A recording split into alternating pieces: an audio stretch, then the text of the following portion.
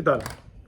Vamos a seguir hablando sobre medidas cautelares. ¿Se acordarán que se había señalado que la jurisprudencia ya estableció, inclusive la Constitución, que que la suspensión goza de todas las características de las medidas cautelares? Algo que se había así negado en la quinta, sexta, séptima y octava época, hasta que se regularice esto. Bueno, pues ya que nos dicen que se asemejan a las medidas cautelares, veamos sus características. La naturaleza de las medidas cautelares surgen de la necesidad de paliar la desigualdad que surge con la demora de los procesos judiciales. Esa es la naturaleza, o sea, el tiempo que se llevan los procesos judiciales y que llevan a una desigualdad y a una injusticia, porque muchas veces se llega a una sentencia favorable, pero como no se pudo asegurar el resultado del fallo, entonces se resulta injusto. Una de las primeras características que se tiene es la instrumentalidad. La instrumentalidad no es un fin en sí misma, sino que esta está vinculada al servicio de la sentencia que se va a llegar a dictar, que se puede llegar a dictar. Es como que supongamos una afinación, lo que es la afinación en un conjunto. El efecto de un conjunto es cuando estamos hablando, vamos a poner aquí el caso de los Beatles, que estuvieran grabando una canción, ¿sí? Y que de repente durante la grabación a Paul se le desafina el bajo. Bueno, en una forma, no es el proceso, pero hay que afinarlo para que pueda tener buen fin la canción, para que llegue a buen fin. Se ajusta, se afina y entonces ya una vez que se afina, se detuvo esto, se vuelve a continuar para que alcance a llegar al fin y poder tener la canción o la melodía deseada. Este es un ejemplo por señalar, o sea, tiende a asegurar el resultado del fallo. Entonces, lo que tenemos, la afinación hace que se llegue a buen puerto, pero no es, la afinación no es la materia de lo que nos interesa. ¿Sí? Las medidas cautelares tienen como característica la provisionalidad. Este es otro de los temas muy importantes. Son provisionales toda vez que los efectos jurídicos de las mismas solo tienen duración en el tiempo en que se necesita para dictar la sentencia. Es muy importante que tengamos aquí esto muy destacado. No hay cosa juzgada en materia de medidas cautelares. Ejemplo, por señalar algo, se me rompe una mesa la silla de un sillón. Bueno, en forma provisional, en lo que mando a arreglar y que me hacen un sillón, una buena pata, yo le voy a poner una lata para que mientras sostenga en lo que llegan y me lleva y ya me elaboran una nueva pata. Cuando ya le pongo la nueva pata, esta deja de surtir la provisional y entonces lo que viene ya a dar sustento es la nueva pata que va a sostener a esto. Pero mientras esta fue la que me llevó, es provisional, no es el fin, no me voy a quedar con esta, sino que estoy en espera ya de la pata correcta que me va a dar certidumbre y ya certeza para poderme sentar yo en el sillón. Un ejemplo de que es el provisional y que no constituye cosa juzgada es cuando la nuera demanda alimentos al abuelo, ¿sí? Le demanda alimentos al abuelo y le pide como medida cautelar el embargo del bien para que si no se llega si se llega a dictar la sentencia no quede en insolvencia y yo pueda ejecutar sobre el bien del abuelo.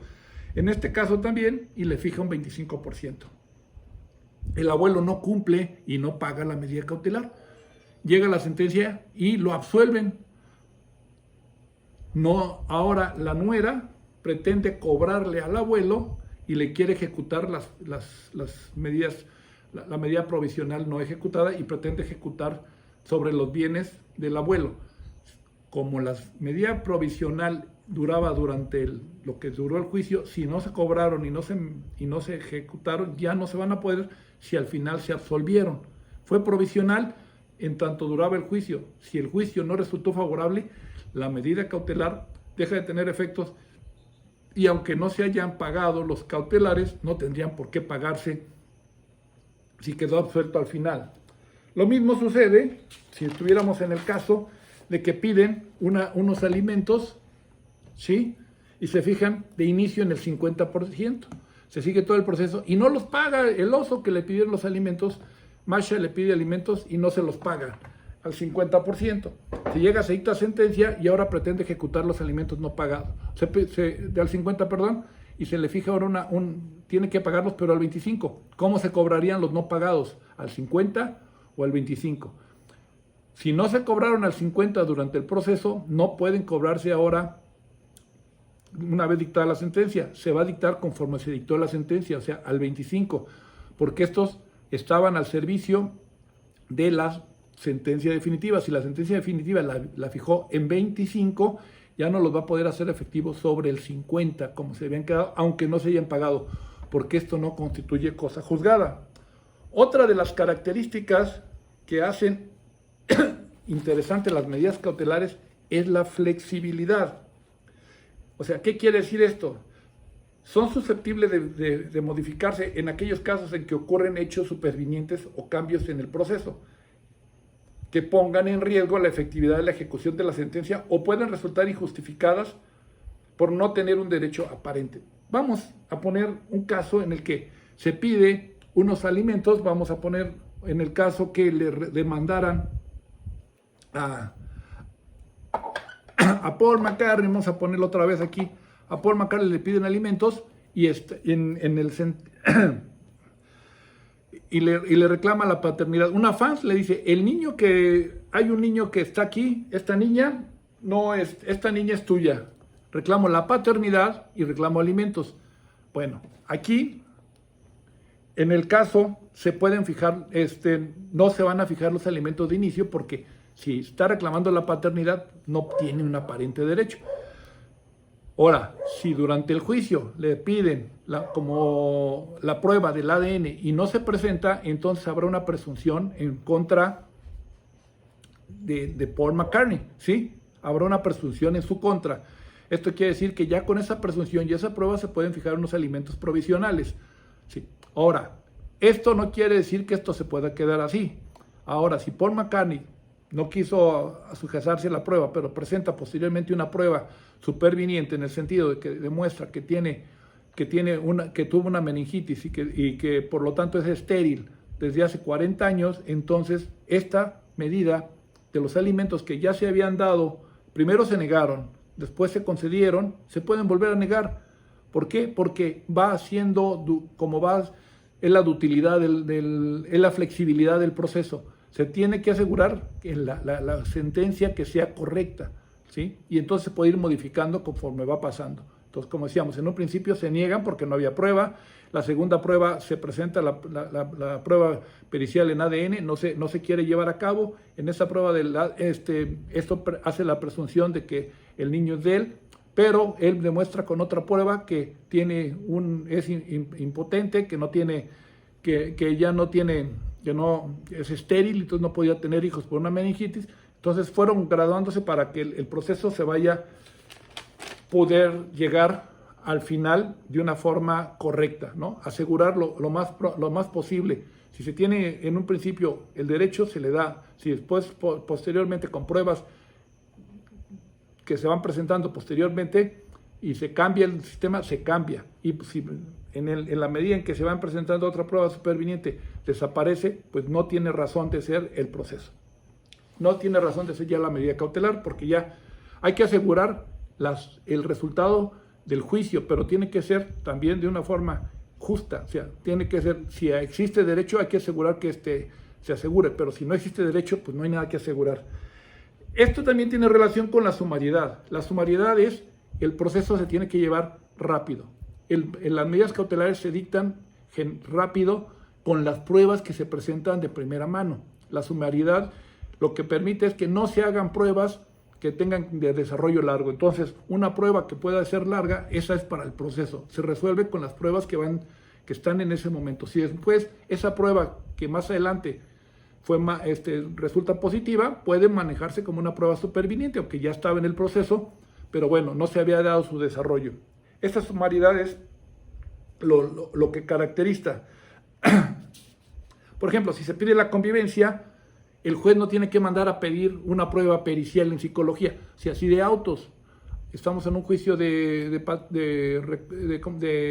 se pide la convivencia, y de autos no aparece que haya un peligro, tendrá que dar la prueba, la convivencia respectiva. No mandar a hacer una pericial, a ver si no, porque estamos llevándolo, estamos desahogando pruebas que no son propias por la sumariedad del proceso. Lo alargaríamos y hacemos un proceso complicado. Que está relacionado esto con la inaudiencia, en muchos casos. Las pruebas, las medidas cautelares tienen como consecuencia tratar de asegurar. Yo no le voy a avisar a alguien que lo voy a demandar y que le voy a embargar porque si no vaya a esconder los bienes. Lo demando, lo embargo, por ejemplo, y empiezo a ejecutar. Esto no quiere decir que no tenga audiencia, se le va a dar la audiencia posterior. En el caso del ejemplo de los alimentos, se ejecuta con las pruebas que tiene a la vista el juez que presentó la parte actora y le da la audiencia con la reclamación, en el caso de Veracruz, en el cual el quejoso, el padre, puede señalar si es correcto o no es incorrecto. O sea, no quiere decir que no tenga audiencia. Cuando hablamos de inaudiencia es que va a ser la audiencia posterior, no se pierde esto. Estas son las características de las medidas cautelares en forma genérica. Y como estas son, como les decía, la Suprema Corte y la Constitución ya estableció que se asemejan y que ya tienen una gran relación entre la medida cautelar y la suspensión, es por eso que tenemos que abocarnos a su estudio para conocerlas. Más adelante en el próximo video vamos a ver cuál es la relación que existe si es cierto que existan esta relación entre la medida cautelar y la suspensión, a ver dónde están regulados estos requisitos de la suspensión. Muchas gracias y nos seguimos viendo.